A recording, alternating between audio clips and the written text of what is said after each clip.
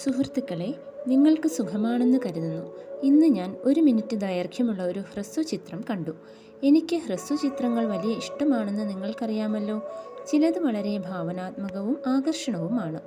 ഈ 1 മിനിറ്റ് ചിത്രം ജീവിതത്തിൻ്റെ വിവിധ വശങ്ങളെക്കുറിച്ചും സാഹചര്യങ്ങളെക്കുറിച്ചും എന്നെ ചിന്തിപ്പിച്ചു. കഥ ഇങ്ങനെയാണ്. ഒരാൾ ഒരു ഓട്ടോറിക്ഷ വാടകയ്ക്കെടുത്തു. ഇന്ത്യയിൽ സാധാരണയായി കാണുന്ന 3 ചക്രങ്ങളുള്ള ടാക്സികൾ. ട്രാഫിക് സിഗ്നലിൽ പച്ച വെളിച്ചത്തിനായി വാഹനം കാത്തു നിൽക്കുന്നിടത്താണ് സിനിമ തുടങ്ങുന്നത്. അപ്പോൾ നടക്കാൻ ബുദ്ധിമുട്ടുള്ള ഒരു ഭിന്നശേഷിക്കാരൻ പണത്തിനായി ഈ ഓട്ടോറിക്ഷയുടെ അടുത്തേക്ക് വരുന്നു. ഡ്രൈവർ കൈകൊണ്ട് പോകൂ എന്ന് ആംഗ്യം കാട്ടി അയാളെ ഒഴിവാക്കുന്നു. ഡ്രൈവർ ഒന്നും പറഞ്ഞില്ല, കൈകൊണ്ട് മാറിപ്പോകാൻ ആംഗ്യം കാണിക്കുക മാത്രമാണ് ചെയ്തത്. എന്നാൽ യാത്രക്കാരന് ആ ഭിന്നശേഷിക്കാരനോട് പാവം തോന്നി. അദ്ദേഹം പോക്കറ്റിൽ നിന്ന് കുറച്ച് പണമെടുത്ത് അയാൾക്ക് നൽകി. അതോടെ ആ സംഭവം കഴിഞ്ഞു. പിന്നീട് യാത്രക്കാരൻ ഡ്രൈവറോട് പറഞ്ഞു, നിങ്ങൾക്ക് ഒരു ദിവസം കുറഞ്ഞത് 200 രൂപയെങ്കിലും കിട്ടുന്നുണ്ടാകുമല്ലോ. അതിൽ നിന്ന് 1 രൂപ ഈ ഭിന്നശേഷിക്കാരന് നൽകിയാൽ നിങ്ങൾക്കൊന്നും നഷ്ടപ്പെടാനില്ല. അയാൾക്ക് ഒരു നേരത്തെ ആഹാരത്തിന് അത് സഹായകരമാകും. ഓട്ടോ ഡ്രൈവർ ഒന്നും മിണ്ടിയില്ല. അടുത്ത രംഗത്തിൽ അവർ ലക്ഷ്യസ്ഥാനത്തെത്തുന്നു. യാത്രക്കാരൻ ഡ്രൈവർക്ക് ഒരു കറൻസി നോട്ട് നൽകി. അത് വാങ്ങിയ ശേഷം ഡ്രൈവർ പറഞ്ഞു, സാർ, എൻ്റെ കയ്യിൽ ബാക്കി ചില്ലറയില്ല. നിങ്ങളുടെ കയ്യിൽ ഉണ്ടോ? താൻ ഇവിടെ ഇരിക്കാമെന്നും അടുത്തുള്ള കടയിൽ പോയി ചില്ലറ വാങ്ങി വരാനും യാത്രക്കാരൻ പറഞ്ഞു. ഓട്ടോ ഡ്രൈവർ ഒന്നും മറുപടി പറയാതെ പുറത്തിറങ്ങി. ആ സമയത്താണ് നമ്മൾ കാണുന്നത് ഡ്രൈവറും ഒരു ഭിന്നശേഷിക്കാരനാണെന്ന്. അദ്ദേഹത്തിന് ക്രച്ചസ് ഉണ്ട്. ഒരു കാൽ തളർന്നതാണ്. പെട്ടെന്ന് നമ്മുടെ കാഴ്ചപ്പാട് മാറുകയായി. ഭിക്ഷ ചോദിച്ചു വന്ന ആളേക്കാൾ മോശമായ അവസ്ഥയിലായിരിക്കാം ഒരുപക്ഷെ ഈ ഡ്രൈവർ. എന്നിട്ടും അദ്ദേഹം അധ്വാനിച്ചാണ് ജീവിക്കുന്നത്. അദ്ദേഹം ഒരു വാക്കുപോലും മറുപടി പറയുന്നില്ല. ഊന്നുവടിയും എടുത്ത് അദ്ദേഹം കടയിലേക്ക് നടക്കുന്നു. അവിടെ കഥ അവസാനിക്കുന്നു. ഇവിടെ ഞാൻ ശ്രദ്ധിച്ച ഒരു കാര്യം, ഭിക്ഷ ചോദിച്ചു വന്നയാളോട് മാറിപ്പോകാൻ ഡ്രൈവർ ആംഗ്യം കാണിച്ചതാണ്. അതിന് വലിയ പ്രസക്തിയുണ്ട്. ഡ്രൈവറും ഭിന്നശേഷിക്കാരനാണ്, പക്ഷേ അദ്ദേഹം ജോലി ചെയ്താണ് ജീവിക്കുന്നത്. അദ്ദേഹം ഭിക്ഷാടനത്തിന് മുതിരുന്നില്ല. തൻ്റെ അധ്വാനത്തിലൂടെ അദ്ദേഹം വരുമാനം കണ്ടെത്തുന്നു. എന്നാൽ മറ്റേയാൾ ഭിക്ഷാടനത്തിൻ്റെ വഴി തിരഞ്ഞെടുത്തു. തുടക്കത്തിൽ പണം നൽകാത്തതുകൊണ്ട് ഡ്രൈവർ ക്രൂരനാണെന്ന് നമ്മൾ കരുതി. നമ്മുടെ ധാരണ പിന്നീട് മാറി. പക്ഷേ ആ സമയത്ത് നമ്മൾ എന്താണ് ചിന്തിച്ചത്? ഓ, ഇയാൾക്ക് ദയയില്ല, ഒന്നിനോടും കരുണയില്ലാത്ത ആളാണ് എന്ന്.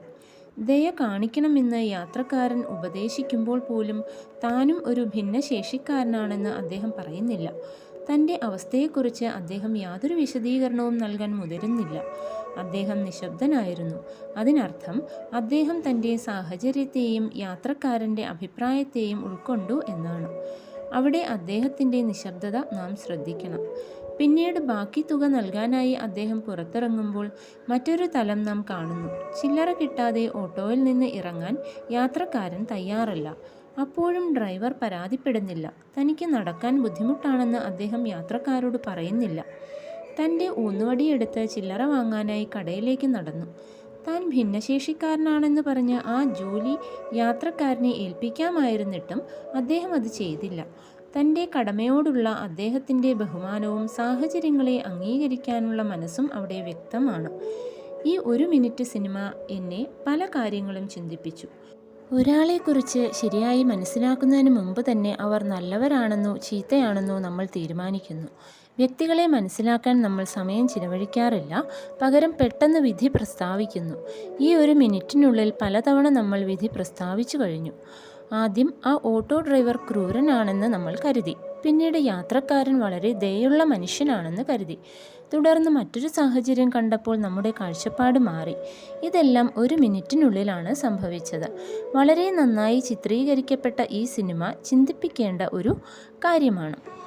ഇതിലെ പ്രധാന ചിന്തകൾ: മറ്റുള്ളവരെ വിധിക്കുന്ന കാര്യത്തിൽ നമ്മൾ അമിത വേഗത കാണിക്കുന്നുണ്ടോ? എല്ലാ സാഹചര്യങ്ങളിലും നമ്മൾ സംസാരിക്കേണ്ടതില്ല. നമുക്ക് മൗനം പാലിക്കാം. ചിലപ്പോൾ നമ്മുടെ വാക്കുകളേക്കാൾ നന്നായി മൗനം സംസാരിക്കും. മൂന്നാമതായി, നമ്മൾ ആരോടും ഒന്നും തെളിയിക്കേണ്ടതില്ല. ജീവിതം തന്നെ അതിന് തെളിവായി മാറും. നാലാമതായി, ഒരു തീരുമാനമെടുക്കുന്നതിനു മുമ്പ് കുറച്ച് സമയം നൽകുക. ആ വ്യക്തിയെയും അദ്ദേഹത്തിൻ്റെ സാഹചര്യങ്ങളെയും ഇതിൻ്റെ കാരണങ്ങളെയും മനസ്സിലാക്കാൻ ശ്രമിക്കുക. അതിനുശേഷം മാത്രം ഒരു വിധി പ്രസ്താവിക്കുക. വിധി പ്രസ്താവനകൾ ഒഴിവാക്കുക, കാരണം ഓരോ പ്രവൃത്തിക്കും അനുഭവത്തിനും പിന്നിൽ ഒരു കർമ്മമുണ്ട്. ഇതൊക്കെയായിരുന്നു എൻ്റെ ചിന്തകൾ. എന്നാൽ നിങ്ങൾക്ക് ഇതിനെക്കുറിച്ച് കൂടുതൽ ആഴത്തിൽ ചിന്തിക്കാം. നമ്മൾ എത്ര വേഗത്തിലാണ് മറ്റുള്ളവരെ വിധിക്കുന്നതെന്നും അത് നമ്മുടെ ബന്ധങ്ങളെ എങ്ങനെ തകർക്കുന്നുവെന്നും സ്വയം വിലയിരുത്തുക. ഞാൻ എപ്പോഴും വിശ്വസിക്കുന്ന ഒരു കാര്യമുണ്ട്: ഒരു തർക്കം ബന്ധം തകർക്കുന്നെങ്കിൽ ആ തർക്കത്തിന് നിൽക്കരുത്, ബന്ധത്തിനാണ് കൂടുതൽ പ്രാധാന്യം. ജീവിതത്തിൽ ബന്ധങ്ങൾ കൂട്ടിച്ചേർക്കാൻ എളുപ്പമല്ല, എന്നാൽ അവ തകർക്കാൻ വളരെ എളുപ്പമാണ്. ഒരു ബന്ധത്തിൽ നിന്ന് നിങ്ങൾ ഇറങ്ങിപ്പോകുമ്പോൾ ഒരു വാതിൽ അടയുകയാണെന്നും ഒരു അവസരവും അനുഭവവും നഷ്ടപ്പെടുകയാണെന്നും ഓർക്കുക.